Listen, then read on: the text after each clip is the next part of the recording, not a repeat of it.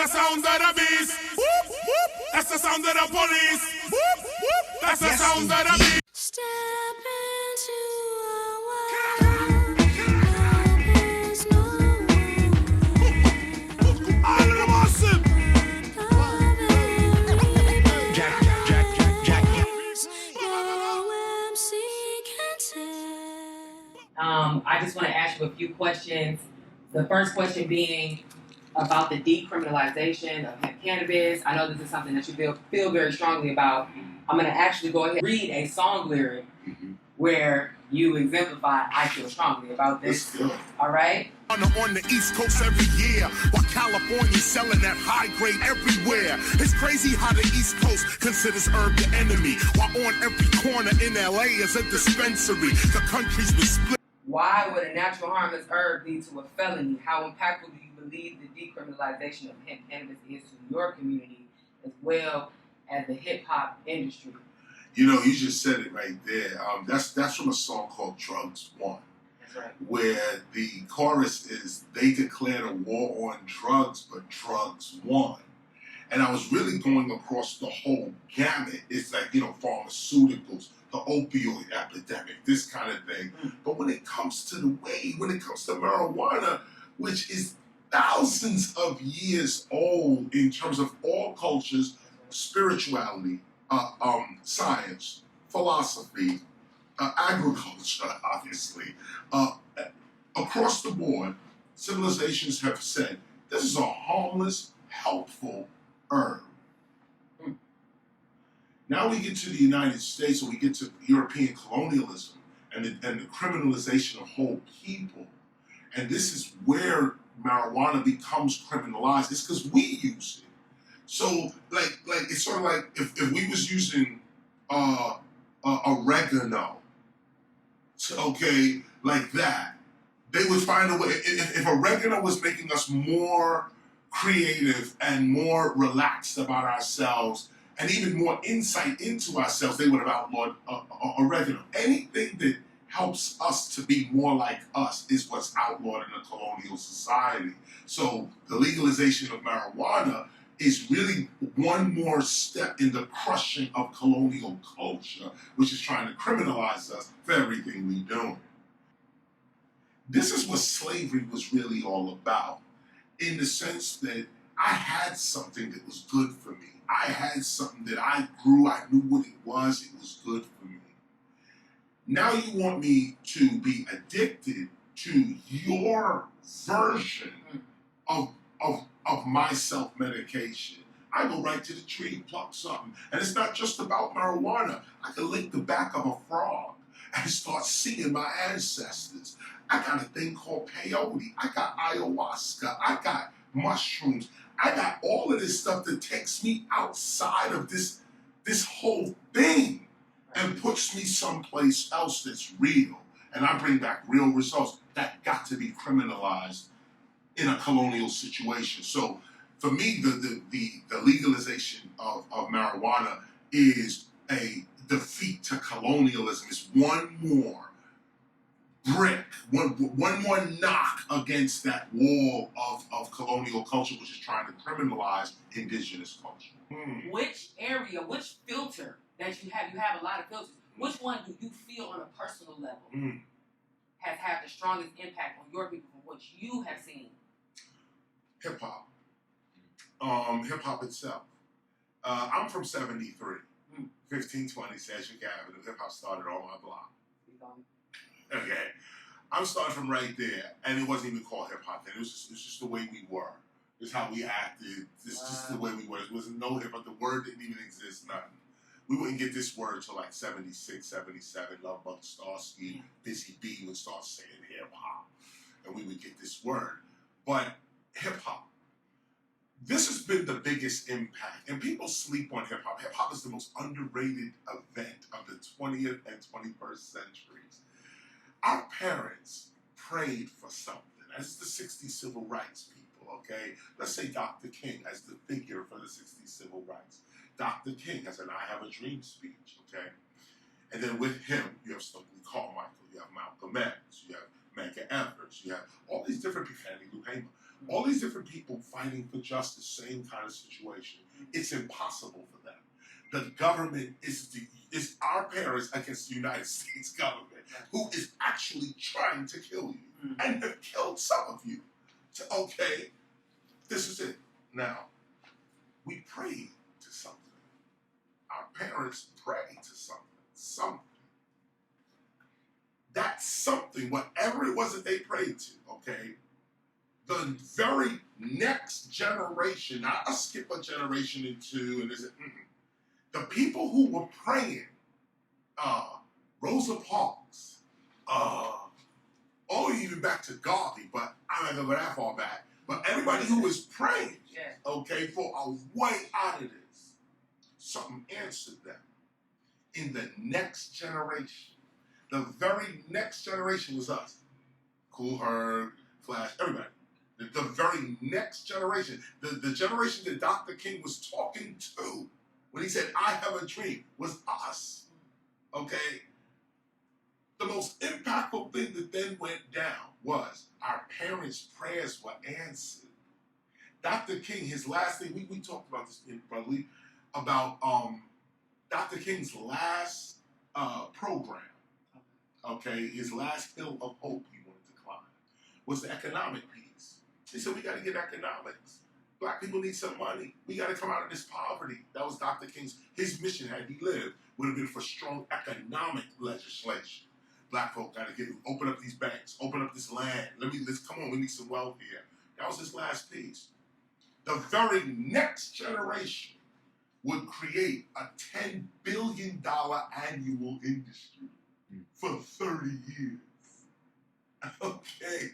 The very next, not the 1, 2, 3, 4, 5, the very next generation created hip hop. Now, in that, we learned that we live in a country of lies. So instead of complaining about it, well, we already complained about it, but we realized that there's no justice here for us. Okay, there's no justice, there's no peace, there's nothing, okay? We realized this at 10, 9 years old, 10 years old, like that, 12, 10, we knew this at this age, okay? Like, imagine a 7-year-old knows that the police is not your friend, okay? Us 8-year-olds know, don't go to the hospital. You might not come out. Like, this is like, nobody wants to go to school. Nobody. No one I knew in my entire neighborhood when you was forced to go to school. Your parents forced you to go to school. We got there. Nobody wanted to be there. Nobody wanted to hear what the teacher was saying. Forget all this. It's all lies. And we knew this. Nobody told it. Like, somebody said, you're going to learn history. We was 12 years old saying, that's his story. Nobody told us that. Nobody, no, we was just saying, look at the word. It's his story. I don't want to hear that. We 12 years old in the Bronx, Brooklyn, and other places around. This was the mentality of 80s youth. We knew this already. You're lying to us. What is this? Christopher Columbus discovered America. Get out of here with that. But that caused the problem. Can't get no job now. Why? Because you dropped out of school. On your way down to the prison system. Why? Because you're hanging out with them. Now you got to do this to eat and survive. Now you got to da-da-da-da-da. So a lot of us didn't even make it. Okay, a lot of us didn't even make it. What hip-hop did was it showed us that because there's no law and no justice, you are free to do whatever. You can sit and say, there's no justice in this world. There's nothing. Or you can say, because this whole thing is built on lies and illusions, then I could be anything I want. I'm really, I'm really Gordon so-and-so who is a messenger for Crantex Fabrics. But in my mind, I call myself Grandmaster Flash. Now, in real life, I'm a messenger, bike messenger, delivering packages. But in my hip-hop mind, in this reality-making event that's going on, Right. okay, I'm Grandmaster Flash. And it's so real that I actually become Grandmaster Flash. I'm in the Rock and Roll Hall of Fame. I ain't under the Flash. Yeah. You know, we realized that hip-hop is not just music. Oh, no. This is a reality-making ability that came out of the prayers of our ancestors, the prayers of our parents. How do we get out of this? How do we deal with this government that's trying to destroy us? What do we do? No justice. Divine justice came. DJ, the real DJ, divine justice came and said, here's how you get out of this. Your children will become reality makers. They'll be blessed with an ability that whatever they say it is what it's going to be, even to their death. Biggie, I'm ready to die. Oh, that's what it is?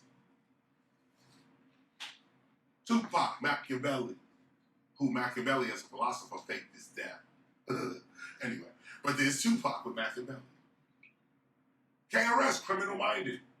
Now Scott LaRock's dead. Slick Rick ran up the block doing 83, crashed to a tree near University. All that happened, and then he got deported out the country. Okay, this is a reality-making situation we dealing with. Snoop had a song called "The Murder Was the Case." The case that they gave me. I heard him doing an interview. He said, "I wrote Murder Was the Case years before murder became the case." He said, "I wrote the song, and it was just around. We didn't use it. He just wrote the song, but his ability, what was on him, was he wrote his future." And he wrote the song, then it happened to him. And this is the point where hip-hop, that people really need to understand that we were blessed. And it may only be our generation, I don't know. I'm trying to pass this on, actually.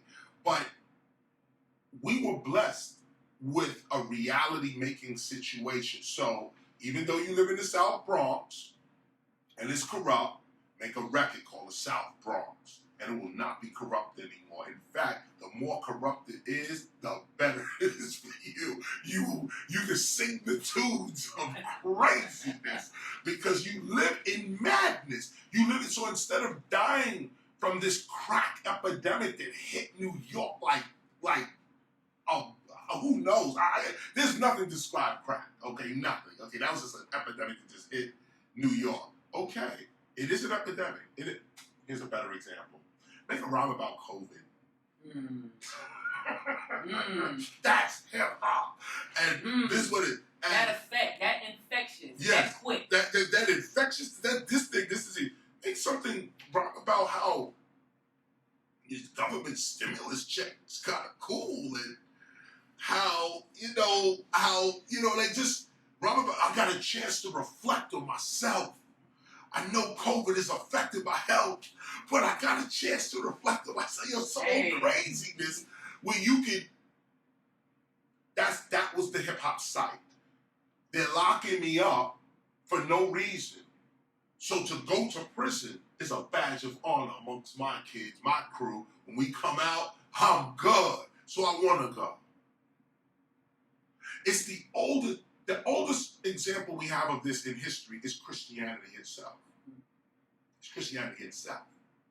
Jesus was killed, according to history, killed on the cross. That's a horrible way to die and a humiliating way to die. You stretched out on an X. And the birds is eating you and people are throwing stuff at you. It's a humiliating way to die. Christians took that. Said, oh no, he did get spit on. They did stab him in his side, didn't they? They criticized him while he was on the cross. Yeah, you Christ, get off the cross. They wrote all of it in their history. They said, but wait. Then the stone moved, and that dude was gone. Okay, he wasn't in the cave no more. He resurrected. This is when the shit turns from real to fantasy, basically. But if you believe, nobody asks for facts, proof, evidence, just believe this. If you believe it, you join a crew that believes this. And we see the results of our belief together. We all see it. Do you believe that Jesus died for your sins and was resurrected on the third day? believe this with me, and you'll be part of the crew that believes this. And so the philosopher says, that's a deep story, and it ends with Armageddon. The good fighting the evil. If you want to escape Armageddon, read a different book. Period. If you want to escape the end of the world and the devil and the revelations and the seven-headed beast, and just close the book and pick up Hinduism. Hinduism has some other craziness with Shiva, comes and devours the world. Okay, it's fire. Okay, that's a whole other thing. Yeah. If you don't want to die from a fiery explosion in Shiva's mouth, put that book down. Pick up Buddhism. The word is it's gonna drop back to your belief. It's good. What do you believe? There's a bunch of beliefs out here. What do you believe? All of it's wrong and all of it's right. It's belief. I could walk out of here right now. If all of us in this room walked out of here right now and said, yo, you know what? I was talking to a goddess. Who goddess? What are you talking? No, dude, listen. I was talking to a goddess, and we have witnesses. You're a goddess. Who's gonna go past us? There's nobody going. If there was, and the less people in the room, the better. I saw her floating in my bedroom. We was doing an interview. How did you see it? I saw it. You saw it, huh? Right in front of my face. I said she was floating in the room. Who can deny it's me and her and you? That's at that point, passing that. Who can deny that you was floating in the room? I said it. I said it. All they can do is say we just don't believe it. It don't matter to y'all if y'all saw it. It don't matter. No matter to your belief. No, but look at the word. I don't believe. I don't agree with your facts. I refute your evidence. I have different evidence to your evidence.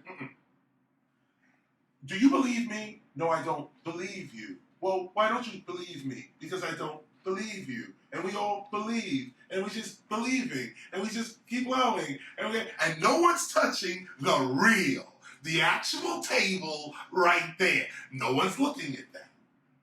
No one's looking at that. No one's looking at the fact, like I said out here today, slavery may be abolished, but not the slave. No. Slaves still walking around. That's right. Nobody dealt with the slave. Nobody ever dealt with the slave. Everybody dealt with slavery.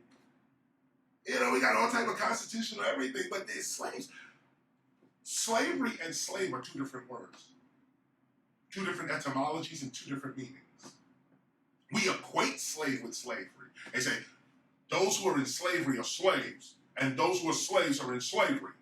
But the real etymology of the word itself, slavery only means hard labor, toil, drudgery. This is the word for slavery. That's it. Slavery don't mean nothing else. It only means hard work. That's all slavery means. No forced labor, none of that. No arm twisting. No arm twisting. Just you working hard. I was slaving over the stove. Exactly. That's the accurate definition of slavery. That's the accurate definition. We culturally say, oh, slaves do hard drudgery work, so they're in slavery. But no, you can get paid to be doing slavery. People who build these buildings are slaves. Or in slavery. That's what I should say. They're doing slavery. They're doing hard. Anybody who's doing hard work is doing slavery. The slave, on the other hand, is somebody divested of all rights. Have no human rights. You know, you can't decide for yourself. You're addicted to the person who's oppressing you. He's a slave. Slavery is not that. A slave is first somebody who can't stop. I can't stop the abuse. I can't stop the terrorism. I can't stop nothing. I can't stop anything. Alcohol, drugs, sugar, salt, a new car. I can't stop the strip club. So slavery more being a verb and a slave and noun or pronoun. Yes, ma'am. Okay. Slavery is a verb. Okay, because I'm thinking I'm slaving over this stove versus I'm a slave to these cigarettes. Right. Or I'm a slave to the stove. It's a spectrum. It's gonna go both ways. Right. Right. Or slave to the cigarette. Cigarettes is a form of slavery. It's a form of slavery. Mm-hmm. But like sugar and salt and like anything you cannot stop is a form of enslavement. I shouldn't say slavery. It's a form of enslavement if you can't stop it. This is the purpose for fasting and self-abnegation. You know, the things you really love in life, the things your pleasures that you really like, every once in a while you should stop them. You know, sacrifice, don't just get away from them. You know, to prove to yourself, I'm not addicted. I want to do, I like this, and I want to do this. That's what fasting is about. You know, cut it off for a minute. You like your steak, you like your deal, go ahead and eat your steak. But every once in a while, my G, chill. You know, prove to yourself that you don't need that burger. And you be surprised. The craving for the burger, for the chicken. What are they putting in this food? You know, we're not supposed to crave any other animal. Like the insanity of craving a piece of chicken. Like we crave it because it's not just chicken. They put all types of other shit on it. Same thing with salt and sugar in it, and we're tasting all of that. You know, if there was no seasoning on any of the food in the world, we would probably not even eat. And see, this is how we were kings and queens as well, because we had the spice trade. They call it the drug trade today, but back when we had it, it was called the spice trade. You sold the weed right with the coke, right? Or the coca leaves, the weed leaf, coca leaf, peyote, and this and that. Sure. That's right. You need a headache? We got you. You need a headache? We got you here. But it was the natural herbs from it. Everything now, you know, they take the power out. That's why everything's white. It's a white pill or white something, you know, they put dye with it or something. But basically they extract what they think is the potent part of the plant and then feed it to you like that. Not realizing that when you ingest plants, you should ingest the plant in the temperature that the plant was grown in.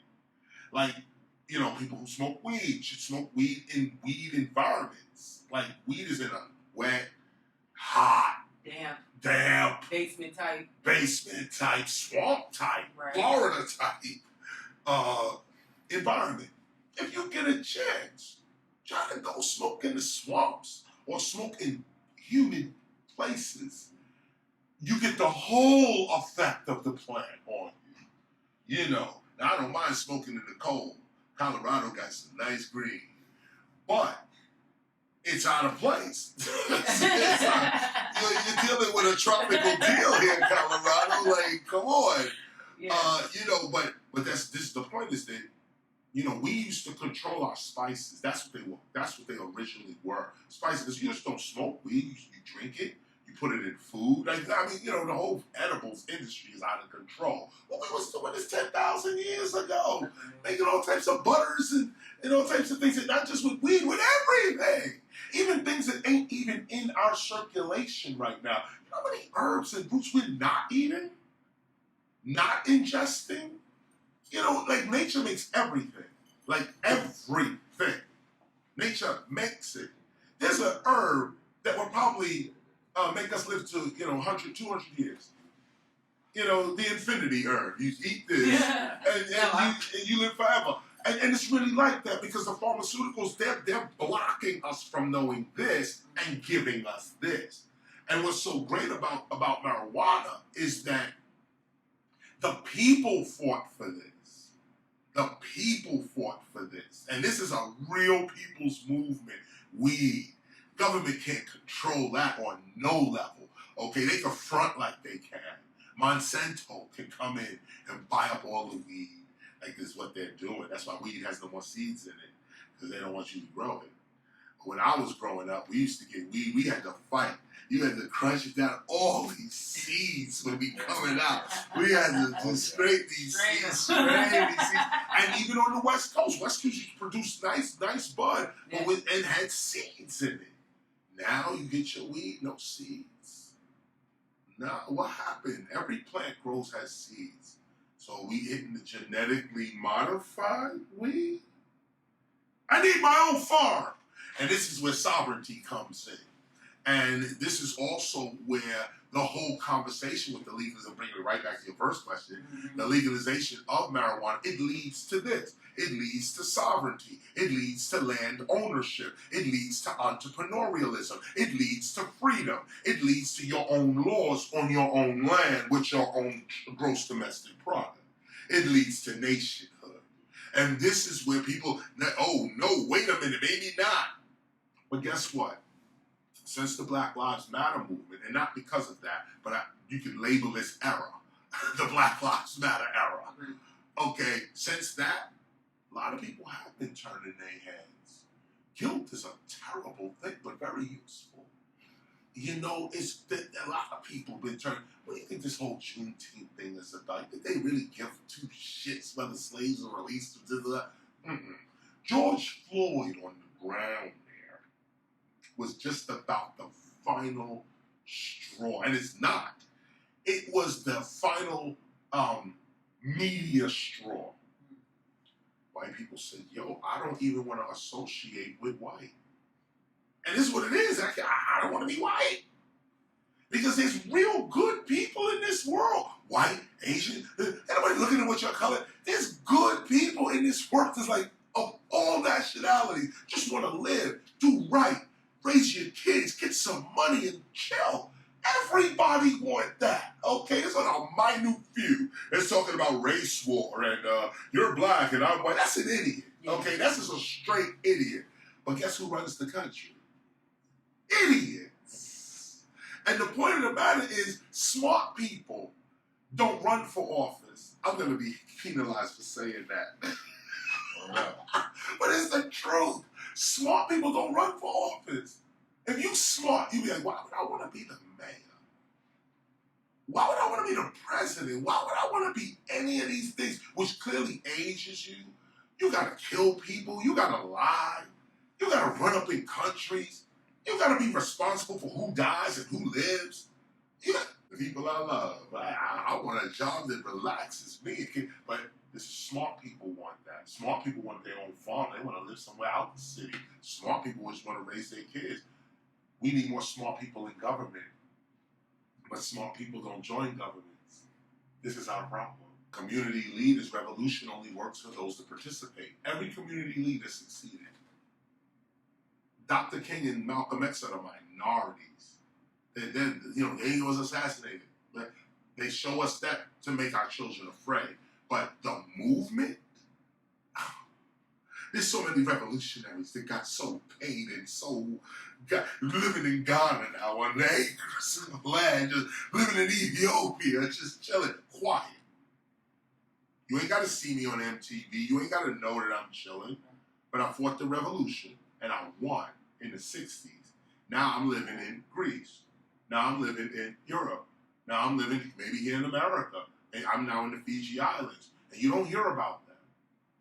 Because there's no reason. Smart people ain't talking. Smart people saying, yo, I got my money, I got a little thing on. Keep quiet. Keep real quiet. You know? And I agree. I understand them. I don't agree with their strategy. I think we should be back in the hood trying to lift our people up. But I do understand why you're not. I do understand that. Because when I go back to the hood, I got to have a shield and a sword. Because the very people I'm trying to wake up are the ones that's trying to nail you to that cross. Do you agree that both are needed? Yes. Yes. Yes, indeed. If you can get out the hood, get out. And stay out. Stay out. Only a few of us are ordained to be successful and then go back into the hood. You have to be ordained for that. That has to be the purpose of the universe for your life. Okay? Anybody else? Dude, if you spend 10 years in school and you come out with a PhD and your PhD has lifted you to the highest levels of this society, I would not suggest you think about anybody except yourself and your children, your responsibilities, whatever that may be. Think about that. Your people and yourself. You have no reason to think about the hood at all. At all. And that's a revolutionary statement. Too many of our brothers came back to this, and sisters, more sisters, got that knowledge came back to the hood, black people don't want to support. Black sister got knowledge of now business. She opens a small boutique in the black community. Now I'd rather go to Macy's. You don't understand? I'm starting something right here and I'm hiring your children. You wouldn't bring your money over here. No, I don't feel like your products are as valuable as the white man down the street. It gotta be the white man down the street. And this is our people. It's like the revolutionary has to be truthful with their own people so that you can form a strategy to help your people. Okay, so our people, we don't buy, but we talk buy black. But when you done spent your money and opened up a shop, people listening to me right now, open shops already. They probably beating the screen right now. Like, I done put my life into this. And it was my community that destroyed that prospect. No white man, no FBI, no CIA, no aliens from somewhere.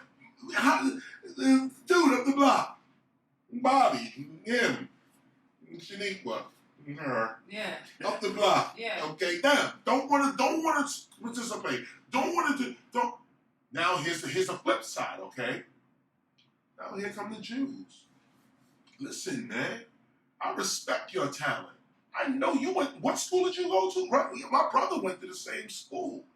Look, I got $150,000 a year for you to start. I need that knowledge. What are you supposed to say? No. Your kids is what? Oh no, let's go. When do I start? And all the great black minds are working for those who appreciate them. That's the truth for 2021. This is the truth. We have great black minds, brilliant people in this world and in this country. But we can't convince our own people to understand what we know. So most of us get sucked up into another group that does understand because they went to the same schools, they read the same books, they understand. So you get sucked up in that and you do well in that for yourself. For yourself. And so there's people like me who come along. And the only reason I can say this is because I've lived both sides. You know, I've never really had a job in my life. The only job I had was Warner Brothers. I took a job at Warner Brothers, head of A&R for Reprise Records.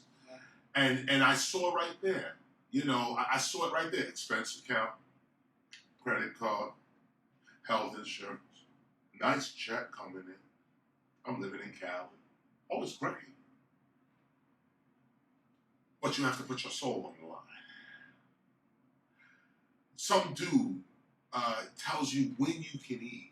Your boss or your superior, your manager, tells you when you can eat, when you can. And it's not like that. It's not like you can't eat now, but it's, listen, you want something? I'm going to get some pizza real quick. You want something? No, well, hold on. No, you can't. We have a meeting at 1:30. Meeting at 1:30. Nobody told me about the meeting at 1:30. We have a meeting at 1:30. It's 1:15. You can't go get the pizza. So they didn't say you can't eat. You believe in the person talking. You believe in yourself. You believe, and the word is believe. There's no other word. You believe in this, and so you don't get to eat when you want to. Listen, I come in every day at 9 o'clock. Yo, we need you at 7:30. Just this one time, we need you at 7:30. It's just one time, but we need you at 7:30. Like, this is how we're being manipulated, okay? I was at Warner Brothers. This is what was happening to me. We need you in at 7:30. I work for Warner Records, okay? I work for Warner Records, but I worked in Warner Brothers. So we had Sports Illustrated, Newsweek, Time Magazine, Literary. Then you got the movie division, Showtime, Lionsgate, Warner Pictures. Then you got the record side, Warner Records, Reprise Records, where I was. So I'm only an A&R guy at Reprise Records, okay? I got one division of one part of this, okay? But because of who I am, Oh, here comes Sports Illustrated. So what should we do about da-da-da-da-da? Dude, I have nothing to do with what you're talking about. What is it? Lionsgate. We got 3 scripts here that we were really doing, and one of them have a hip-hop person in it. We wanted to run it by you real quick just to make sure that the person is being depicted correctly. Listen, I'm an A&R guy at Reprise Records. Why am I talking to Lionsgate? Why am I talking to Sports Illustrated? Why? But I did it. Did the thing, did it. Started to realize this is not for me. It is for someone. It is for somebody, because I was good at Warner Brothers. I was good, okay? I felt good as a man and a father and a person with responsibilities. Warner Brothers was the shit, okay? They would have never fired me, ever. That was it. But the soul had to be put on the table. And I couldn't do it. I couldn't fire people that I knew needed the job. I couldn't side with people that I knew were not with my principles. And they're going to force me to be part of something I don't want to be part of, but I got to be because we're part of the same company. I didn't want to do that. So all this I don't want leads me to my resignation. And I gave in my resignation. They was mad. Okay, the lawyers was angry, like, we did everything for you. What are you quitting for? And I said, spiritual reasons, religious reasons. I had an epiphany. I found God. I can't work here anymore. I found God. That was my thing.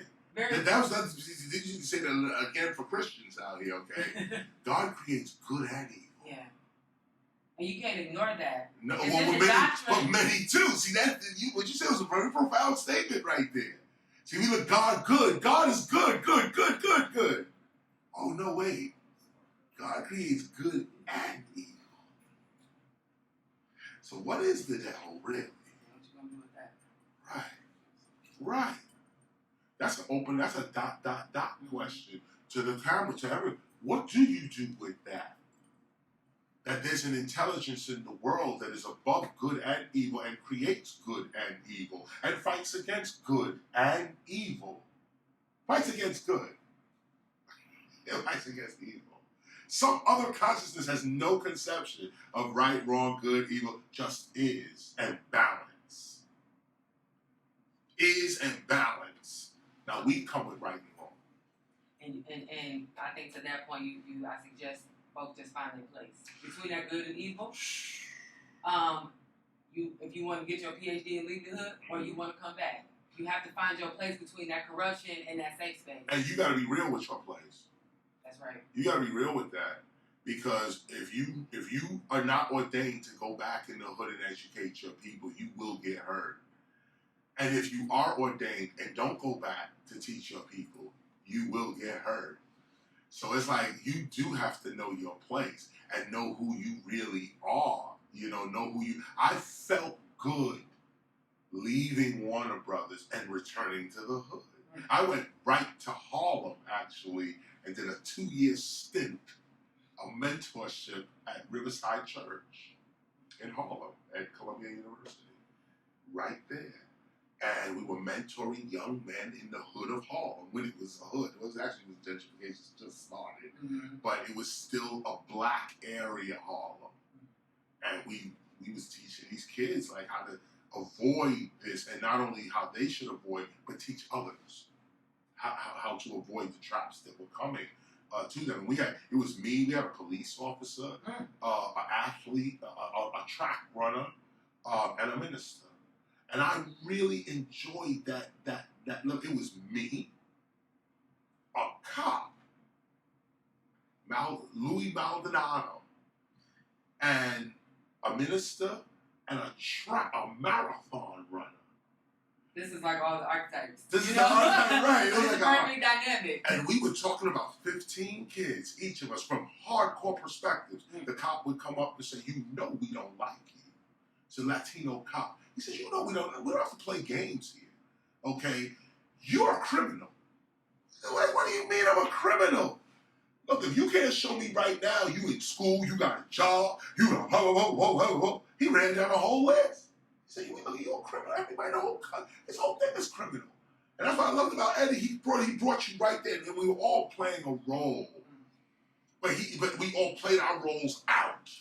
Okay, so it's like, this is the police officer perspective here. You're guilty until proven innocent. Really? Then you got me coming up. And then I have my perspective. And I'm not just, cops are corrupt. I'm like, no, wait a minute. What about the dude that's running the crack house? What about Bishop? You know, what about... Yeah, they curious about everybody. Yeah, right. I mean, what about all these people? Like, really, like, what are we doing to each other? What are we really doing to each other? And young leaders got to really think about that. Really think about, what are we doing to each other? And what are the repercussions of this? What is it? And you don't have to not do this or not say that or not. Just realize your adulthood. Realize your womanhood. Realize your manhood. Realize that, and all this other stuff becomes unnecessary. Yeah. It becomes unimportant. Stale. Because I'm over here. Over here. It's like today, we got a Me Too movement. Crazy. And I say crazy because I grew up in hip hop. Okay, the 80s, the 90s. I think the Me Too movement is polite. Okay, the Me Too movement is still being polite about what really went down. Okay, what really from about 1983 to 81. To 2001, the entertainment industry was crazy. Everything these women are saying is absolutely true. It's like you're reading, like it's what it was. But no one's talking about the other side to this. Of course, we could always say, how'd you get up in the room to begin with Bill Cosby and all these people? You heard the rumors. You know what it is. After the 50th woman, when you want to be 51, like, what are you doing? Okay. The other side to the ambition, the ambitiousness of people. Right now, it's women saying, you too? Yeah, me too. Okay. But these are all ambitious women. You don't see a humble woman coming forward and saying, he touched me in an inappropriate way or said something to me inappropriately. These are all major movie star women. These are even Trump's group of women are, high-class women, high-class hookers and all type of people he's dealing with, okay? These are not average people. These are not the average person, because the average person is stronger than that. The average person was touched inappropriately, was said something, but the average women I hang with, if you didn't already get punched in your face, it didn't bother them. It was like, well, he's just stupid. It just went on. But if it really bothered black women like that, you'd be dead, dude. Like you'd have some scar on you from somewhere. Like, something would have went down, and it wouldn't be he touched me and I don't know what to do. I mean, come on, I have a daughter, you know what I'm saying? I damn sure don't want to hear my daughter talking that stupidness. Come here with his head in your hand, and I'll understand what you say. Because your father ain't raised you, somebody put their hand, anybody, and I don't put their hand on you. Come on now, we ain't dealing with that. So I say all this to say that there's a certain degree, I say this to say, I was coming back to principles. And when I was coming up, it was crazy. Big up to the 2 Live crew. Shout out to Luke Skywalker. It was crazy, okay? But for some reason, my character, I'm not no goody two-shoes. I would have been in the room with everybody else. But something was on me. I couldn't get in the room. I had my hotel, everybody in the swanky hotel, and everybody's there. I didn't get a room. Mm. I got to stay out by the airport somewhere where nothing's going on. All I could do is read my Bible. That's all I could do. I'm sitting here. Okay? Years later, 20 years later, 30 years later, now, he touched, she touched, this one. I heard a story the other day, a congresswoman raped a dude. The woman raped the guy. Like, what kind of world are we living in? Like, for real. He's suing. One of her aides, a guy, suing and said, this woman inappropriately touched me and said some, crazy things and forced me, I think he said forced me to have sex with her, but forced me into this. And I'm just thinking to myself, I know I'm an old school kind of guy, I know I can be brash sometimes, I can, but there's no way that a woman is going to rape me. Like, there's no, well, maybe a gunpoint. But even at that point, it's like, well, if you need it that bad, like, it's like, how am I? Me too now. She touched me. She was the congresswoman. And now she's the mayor. And I want to let everybody know that when she was the congresswoman, she forced me to touch her. I don't understand that. I'm hip-hop. I don't get it. Okay? I don't understand it. I say this to say, what are your principles? And how do your principles affect other people? What do you stand by? Because anything you stand by, you're going to offend somebody else. Mm-hmm. So what are your principles? Where do you stand? Speaking of stand, speaking of place, and not to cut you off, no, my executive director just gave me the we'll be here 4 in the morning. Yes, and that's when my plane leaves. So I wish I could. That's ideal for me. I want to get this last question. Come on.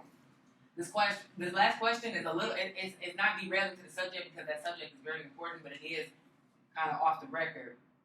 There's a story that I have heard from a couple of elders in my community about how KRS got into the hip hop game, and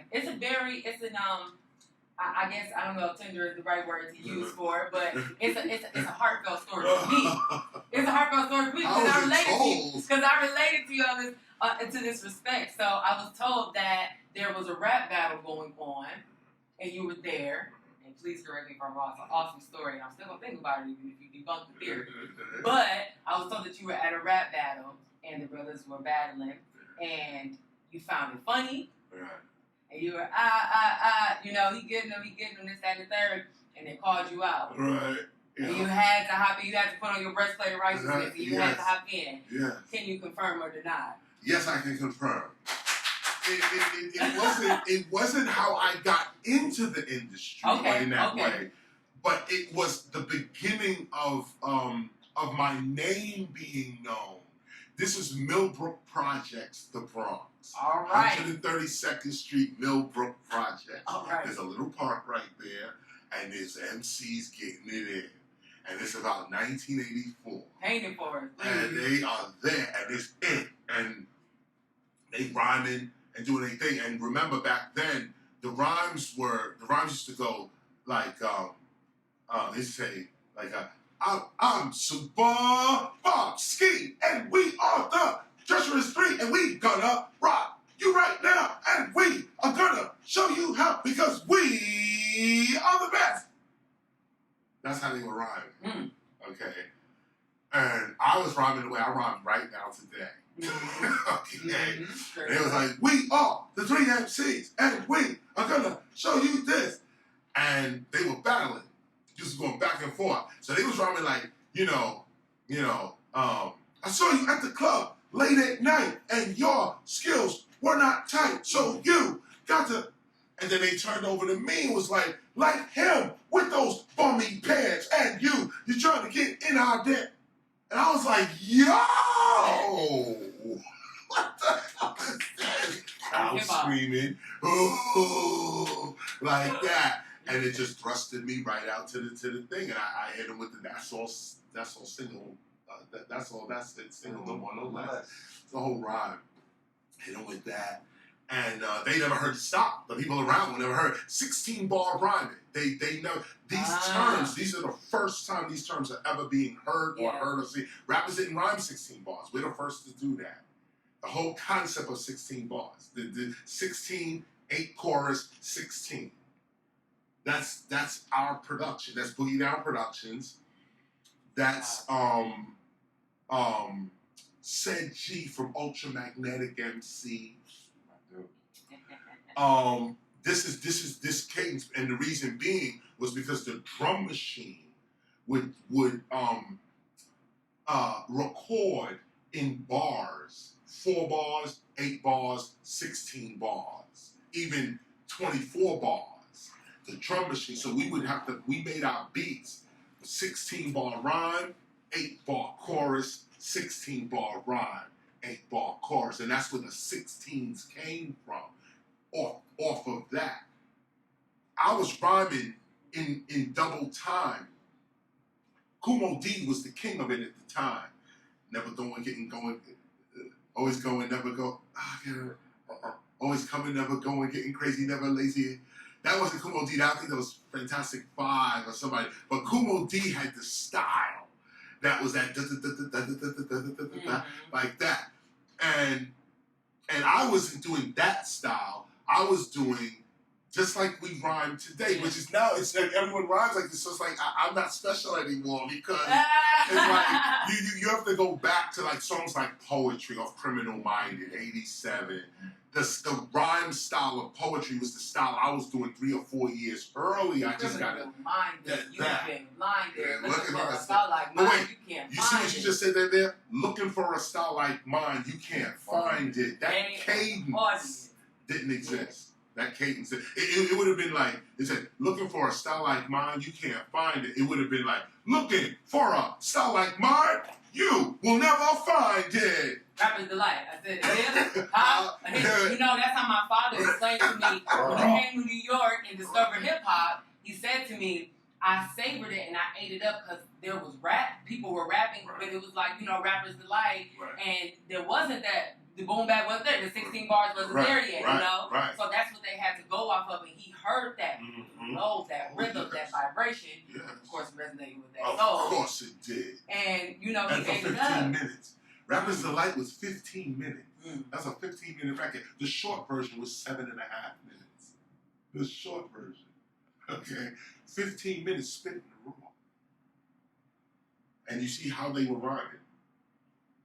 You know, so I ended off, I know Hawk is over, that, you know, to bring it back around, you got to know your place. You said the key thing.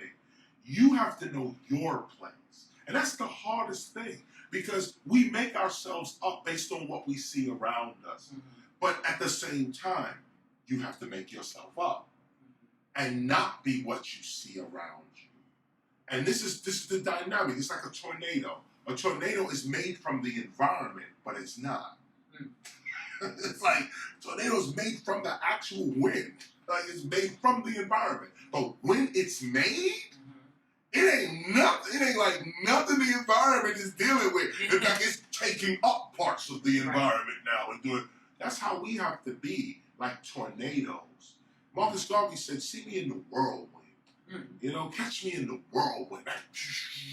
That thing going like that because it's made from the environment, but it's not in the environment. Be in the world, but not of the world. That's right. You know what this whole thing is. Get involved in it. Don't complain about it. You're a god. Transform it. And that's what hip-hop teaches us. We can transform anything. Anything. And we still have the ability today. To this very moment. If I got on stage today and said, we should not eat Heinz ketchup anymore, I would ruin their company. If I got on stage and say, we should be eating more Heinz ketchup, their sales will literally go up. If any hip-hopper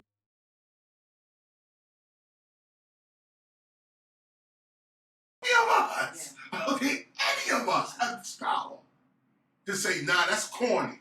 And the whole thing's over. We got the RZA on White Castle commercials. Oh, what? You feel me? But I'm like, Right. how long has it been since Right. we've seen him in this light? Right. You know Right. the effect of hip hop is big You in know the what it is. world. Right. You know what it is. Oh, there it is. All right. I appreciate you. Thank you. I Thank you, appreciate brother. you.